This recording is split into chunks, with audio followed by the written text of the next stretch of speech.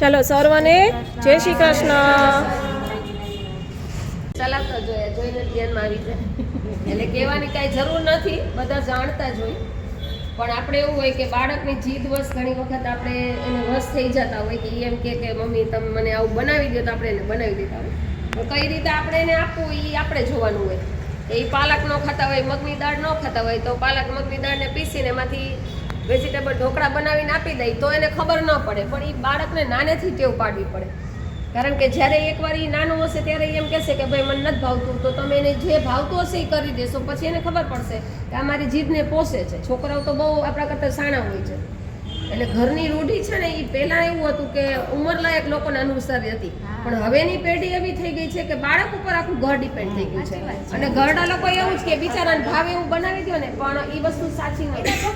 હા, અને પોતે જ્યારે કંઈ કરતા ત્યારે એ શું કહેતા કે ભાઈ ના આપણે આવું ખાવું છે, આવું ના ખાવું છે. એટલે જે લોકો ઉંમરલાયક હતા ને એને અનુસરીને જ ઘર ચાલતી. અને એ લોકોને ભાવતું સાદું જમવાનું, એટલે એને કારણે જમવાનું બધા સાદું ખાતા શીખી જતા, બાળકો શીખી જતા. પણ અત્યારે ઉંમરલાયક લોકો છે એમ કે ના એને ભાવતું હોય કરી દો ને, ન ભાવતું હોય બહારથી લઈ આવી દો ને, એટલે એને આદત પડી છે કે મંચુરિયન એની આદત હોય તો ભલે ને તમે મંચુરિયન બનાવો, પણ એટલા બધા શાકભાજી નાખો, સાવ ઓછો મેંદો કે બીજું કંઈ પણ નાખી અને એને બનાવી દો કે બહારના તો કંઈ અંદર કોઈ ઇન્ટિગ્રેસ રાખવામાં જ નહીં કે ભાઈ આ સોયા સોસ છે કે કોઈ આજીનોમોટો કે એવું નાખવાનું જ નહીં.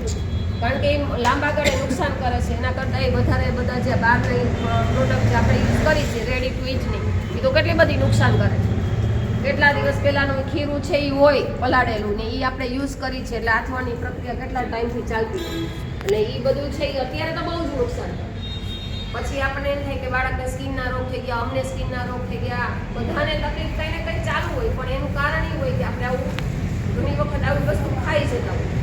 અને માનસિક પણ એ વસ્તુ ઘણી ઇફેક્ટ કરે છે. આપણને એવું લાગે ખાલી શરીરને પણ માનસિકમાં એ વિચાર શક્તિમાં જેટલા બાળકો હશે એ તમે વિચારો કે અત્યારના બાળકો આક્રમક જ છે મોટા ભાગના. તમે એક શબ્દ કહો તો તમને 5 શબ્દ સામા કહેશે.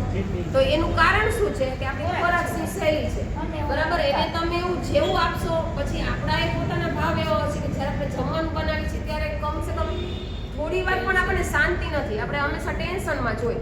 આ તો એકારે 10 કામ, આજનું ગૃહિણી છે એ કેવી 108 જેવી છે, ઘડીક આ માગે ઘડીક આ માગે, બધાનું આપણે પૂરું કરવાનું, એટલે બહુ અઘરું પડે કરવું.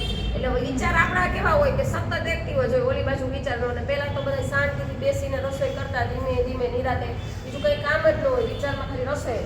અને આપણે એકારે કેટલી બધી વાર વસ્તુ કરવી પડે, એની ઇફેક્ટ આવે. એટલે છોકરાઓ થોડાક એવા એટલે થાય. એટલે આપણને જો એવા બાળકને આપણે સારા બનાવવા હોય તો સૌથી મોટો આધાર હોય કે આ દેશ કેવો બનશે, જેવી ગૃહિણી હશે એવો દેશ બનશે. તમે જો સારી રીતે તમારા બાળકનું પોષણ કરશો, સારી રીતે એમને ખવડાવશો, સારા વિચારો આપશો, ઘરની જે જીવનશૈલી છે એ સારી હોય કે એવું ગમે ત્યારે ઉઠવું, ગમે ત્યારે ખાવું, બરાબર. 10-12 વાગે કંઈ કહે તો આપણે એને બનાવી દઉં રાત્રે, એ યોગ્ય નથી. આપણે એને કેવું છે કે તને ખાવું છે કાલ સવારે બનાવી દઈશ, પણ અત્યારે આ વસ્તુ ન ખાવી જોઈએ, એ નુકસાન કરે, એ હેલ્થની દ્રષ્ટિએ સારી નથી. પણ રાતના આપણે ખાટું ખોરવું એને ખવડાવીને અત્યારે તમે જો બધે એવું થઈ ગઈ છે કે રાત્રિ બજાર ખુલી હોય ખાવા પીવાની, બરાબર. તો એ સાચું નથી, પણ છતાંય આપણે એને વશ થઈ જાય છે કે હાલો બહાર આટો મારવા ગયા, વોકિંગ કરવા નીકળ્યા અને શું કરી પેટમાં પધરાવી યોગ્ય નથી, પણ છતાંય વશ કરીને. એટલે આમ તો બધા તમે એવા પરિવારમાંથી છો કે તમે સમજતા છો, પણ છતાં ક્યારેક ક્યારેક વાતો આપણે વાગોડીએ તો ધ્યાનમાં આવે, બરાબર.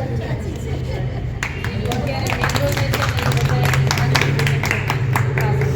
બહાર જમવા જાવ તો પંજાબી ખાવ તો સાંજે નાન કે ચિકન તો એને ટાળીને આપણે રાખી શકીએ અંદર આપણને તકલીફ નથી. દરેક વસ્તુમાં મેંદો આવશે. તમે સમોસા બનાવો, કુતરા બનાવો, જે કંઈ તો બને ત્યાં સુધી ઘઉંના લોટનો ઉપયોગ કરો.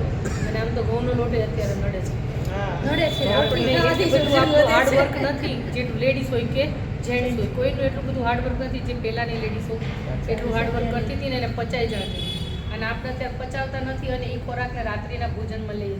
તો રાત્રે હળવું ભોજન રાખી અને જે કંઈ આપણા બાળકોને ગમે છે એવું ભોજન આપણને કે બાળકોને સૌરુચિ બનાવવું હોય તો પછી બપોરને આપણે રાખો કે બપોરે અને પાઉંભાજી, પંજાબી, ચાઇનીઝ, આ દરેક વસ્તુ સાંજે એ બધું પચવામાં ભારે થઈ જશે.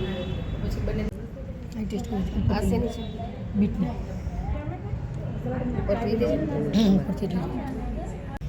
એક આઈટમ સરસ બધા એમ તો કુકિંગ તમારા માટે પેલા બધી રસોઈની રાણીઓ બહુ સરસ છે. ઓછા લોકો હોય તો સારું કામ ન થાય એવું ન હોય. સૂર્ય એક જ હોય પણ આખા